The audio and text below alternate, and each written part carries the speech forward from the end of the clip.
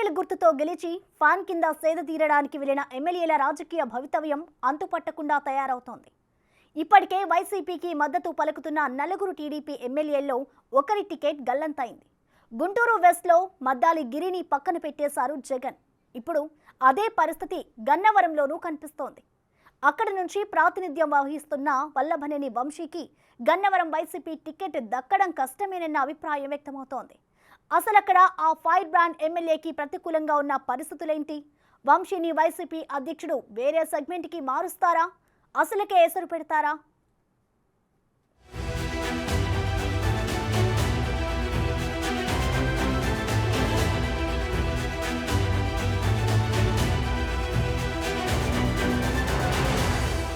YCP తన అభ్యర్థులను ప్రకటించే పనిలో ఉంది. ఇప్పటికే ఇన్ఛార్జీలను మారుస్తూ 6 జాబితాలు విడుదల చేసిన వైసీపీ 7వ లిస్టును రెడీ చేసే పనిలో పడింది. ఇప్పటి వరకు 82 స్థానాల్లో మార్పులు చేర్పులు చేసింది. దాంతో ఆ పార్టీ నేతల్లో తీవ్ర గందరగోళం కనిపిస్తోంది. ఇదిలా ఉంటే గత ఎన్నికల్లో వైసీపీ ప్రభుత్వం అధికారంలోకి వచ్చిన తర్వాత తెలుగుదేశం పార్టీ నుంచి 4 ఎమ్మెల్యేలు వైసీపీకి అనుకూలంగా మారిపోయారు. వారు నేరుగా పార్టీలో చేరకపోయినా అధికార పార్టీ మద్దతుదారులుగా కొనసాగుతున్నారు. అయితే వారిలో ఇప్పటికే ఒకరికి టికెట్ను నిరాకరిస్తూ వైసీపీ అధినాయకత్వం నిర్ణయం తీసుకుంది. దీంతో మిగిలిన స్థానాలపై కూడా కొన్ని అనుమానాలు కలుగుతున్నాయి.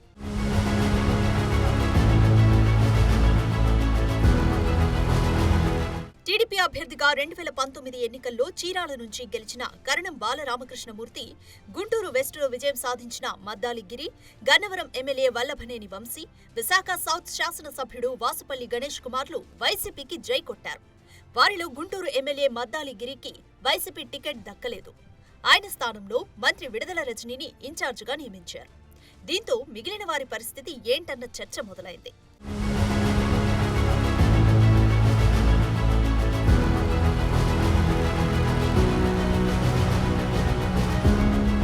ఈసారి గన్నవరం నుంచి వల్లభనేని వంశీని తప్పిస్తారన్న ప్రచారం జోరుగా సాగుతోంది. ఎందుకంటే ఇప్పటికే పెనమలూరు వైసీపీ ఎమ్మెల్యే పార్థసారథిని గన్నవరం వెళ్లాలని వైసీపీ నాయకత్వం కోరినట్లు ప్రచారం జరిగింది. అఫ్కోర్స్ ఆయన దానికి అంగీకరించకుండా ఏకంగా పార్టీకే గుడ్ బై చెప్పేశారు. పార్థసారథికి గన్నవరం సీటు ప్రతిపాదన వచ్చిందంటే వల్లభనేని వంశీని గన్నవరం నుండి తప్పించడానికే పార్టీ హైకమాండ్ సిద్ధమైందా అన్న అనుమానాలు బయలుదేరాయి. వల్లభనేని వంశీకి తిరిగి టికెట్ ఇస్తే వైసీపీ నుంచి ఈసారి జరిగే ఎన్నికల్లో గెలవడం కష్టమని సర్వేలు కూడా చెబుతున్నాయని అంటున్నారు. ఈ నేపథ్యంలో వల్లభనేని వంశీ స్థానంలో ఎవరికి టికెట్ ఇస్తారన్న చర్చ నడుస్తోంది.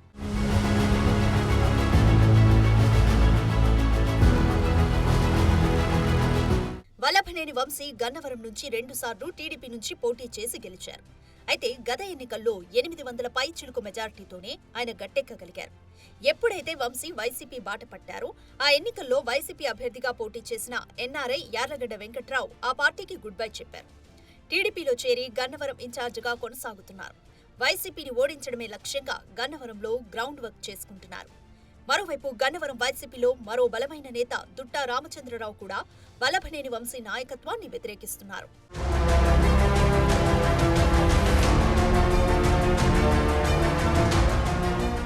ఇక నూజివీడు టీడీపీలో మారుతున్న సమీకరణాలు కూడా వంశీకి ఎర్త్ పెడుతున్నట్లే కనిపిస్తున్నాయంటున్నారు.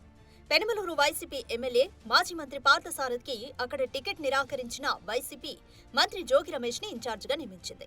దాంతో ఆయన వైసీపీ నుంచి టీడీపీలో చేరడానికి సిద్ధమయ్యారు. ఈసారి పార్థసారథి టీడీపీ టికెట్తో నూజివీడు నుంచి పోటీ చేస్తారన్న ప్రచారం జోరుగా సాగుతోంది.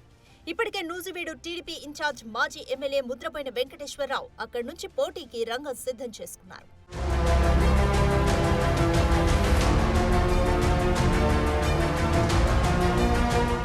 ముద్రబోయిన వెంకటేశ్వరరావు 2004 ఎన్నికల్లో గన్నవరం నుంచి ఇండిపెండెంట్ గా గెలిచిన నాయకుడు.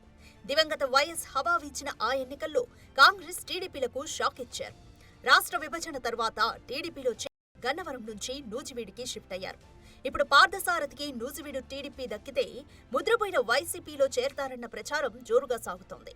వైసీపీ పెద్దలు కూడా ముద్రబోయినతో చర్చలు జరిపి గన్నవరం వైసీపీ ఎమ్మెల్యేగా పోటీ చేయాలని ప్రతిపాదించారన్న టాక్ గన్నవరం నియోజకవర్గంలో గట్టిగా వినిపిస్తోంది.